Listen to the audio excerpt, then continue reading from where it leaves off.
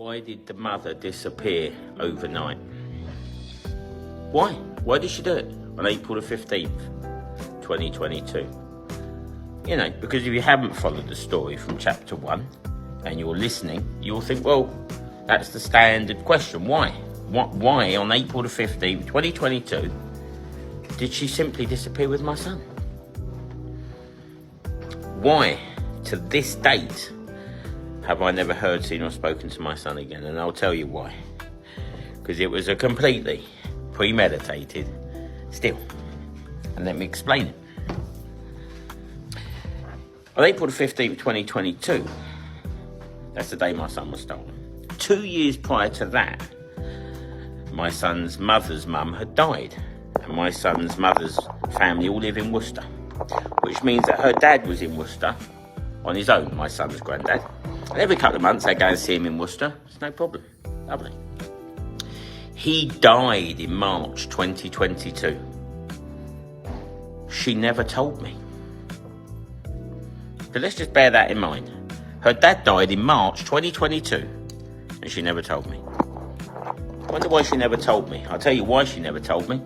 Because that was the day she decided that that's handy. She's got an empty house in Worcester and she will now inherit their money. She simply doesn't need me anymore. For 10 years, I've paid everything in her life.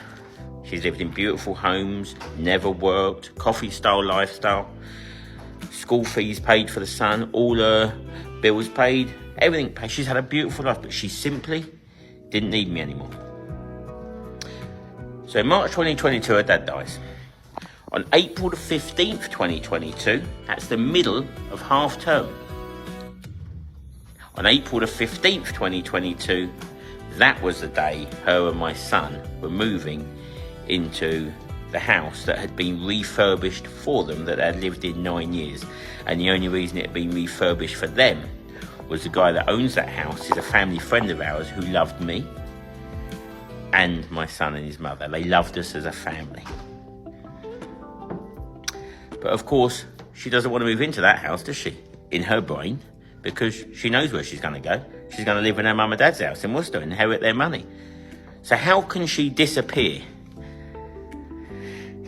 to Worcester without telling me? Well, she plays the game. On April the 12th, she sent me a message to say the house is ready. On April the 13th, I spoke to the owner of the house. On April the 14th, we took everything out of storage. On April the 14th, the very night before she took my son, she WhatsApped me to say she's looking forward to it. On April the 15th, I turn up to pick up her and my son. And 10 minutes after I arrive, police arrive. She makes an allegation that I smashed through the door. But what she should have done is said, "Hiya, listen, we've got a really difficult conversation. I've made a decision to move to Worcester." But she didn't do that. She rung the police. Let's just get this right. This is how ridiculous it is. The police ain't stupid.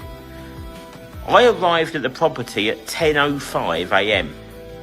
Yet she rung the police at 9:40 a.m. So she's rung the police. The police have arrived at 10:15 and then arrested me. But her allegation was that I'd smashed through the door. Something she couldn't possibly have known when she rung the police at 10:20, because I wasn't even there. Yet when the police arrived, I was there, so she made an allegation I smashed through the door. Now you'll say, but the door was right there. Correct. The door was right there. And I said to the police, the door's right there. What do you mean I smashed through the door? It's right there, it's immaculate. I opened the door with my front door key, as I've done 400,000 times before.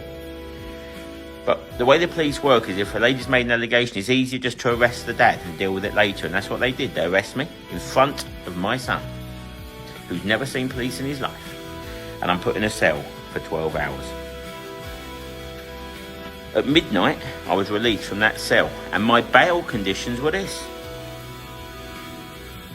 for me not to contact the mother, which is standard, she made the allegation, but normal child contact to continue. And that's all I was cared about. Whatever she's up to, I don't care. Yet I've never heard, seen or spoken to my son since. Because the third party that rung her was my mother, someone she's known 10 years. Hiya, can you get Boyce to ring Daddy? My mum did that for 2 weeks for me and was ignored.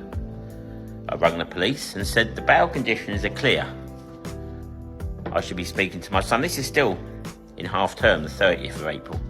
The police rung her and contacted her and emailed her over the next 6 months. And she simply refused. And what I'm trying to say there is, let's just go to the detail. The bail conditions were normal child contact. But she has to be contacted by a third party. I'll get a third party ringer, my mum, beautiful person, and she's just refused. She refused to get my son a phone. She refused to answer any calls.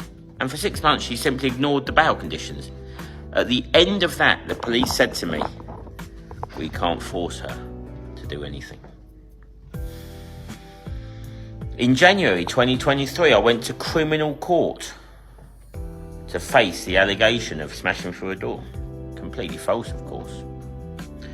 Luckily, I got a brain, and when I got back from the police cell at midnight on the 15th of April, the first thing I did on my iPhone was take 25 images of that door, the hinges, the locks, because that's my evidence, and the iPhone dates and times it. So I've now got 25 images of a door where I've come back from a cell, and 5 minutes later there's 25 images.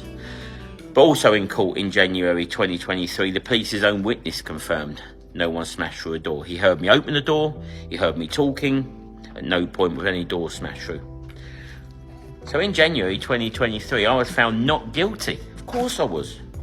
I didn't do anything. Yet it's now been a year since I've heard, seen or spoken to my son, and no one cares at this point. So when I was found not guilty in criminal court, I felt fantastic, because I thought, well, at least Kafkas can't use that against me. At least the family court system can't use that against me. But oh, how wrong I was.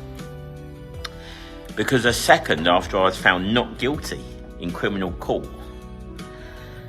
because I'd used evidence that her solicitors, remember she gets full legal aid, I get no support, I turned up on my own. But because I'd used evidence, which was pictures of the door, which is the only way I can prove my evidence, she's now allowed to make a plea to the court. And the solicitor stood up and read out a written statement about how scared her and my son are. So where's this fear come from? She's only made an allegation I smashed through a door. Nothing to do with my son. It's a fake allegation. I've just been found not guilty. So where's the fear? Yet she made a plea that she's scared of doors, windows, and everything else. And this is what the judge said to me. Just imagine how I felt. The judge says, Mr. Dean, based on the plea, this is criminal court, remember, not family court. Although you've been found not guilty, based on the plea of her and your son living in fear, we're going to give you a 2-year restraining order for preventative reasons only and hand it over to the family court. Which basically means, what's the point of the criminal court case? She got what she wanted. A 2-year restraining order means I can't contact her and my son for 2 years. Yet I was found not guilty. Which means in January 2023, I'd now gone 9 months without speaking to my son. I've just been found not guilty of the original allegation, and yet no one cares. But this is a really sick bit. This is how bad Kafkas are. Kafkas have never mentioned in my final court case that I was found not guilty. But what they did say was this. Although Mr. Dean was found not guilty in January 2023 of the offence of smashing through a door, I think everyone in the courtroom can assume he must have done something. That was Kafkas's own words. So dads, just remember, I've never done anything. All I've faced is one false allegation, yet that one false allegation that's been proved false has enabled my missus to make domestic violence applications, fear applications, financial control applications, and 2 years, 1 month to this date, the minimum time it will be, the restraining order ends in March 2025. But I'll guarantee you, she'll probably make more applications to court saying she's still scared. And that's why I'm so broken. My son was simply stolen. If you like Deano stories and you want more, and you've got stories of your own that you want told, get in contact and we can sort something out.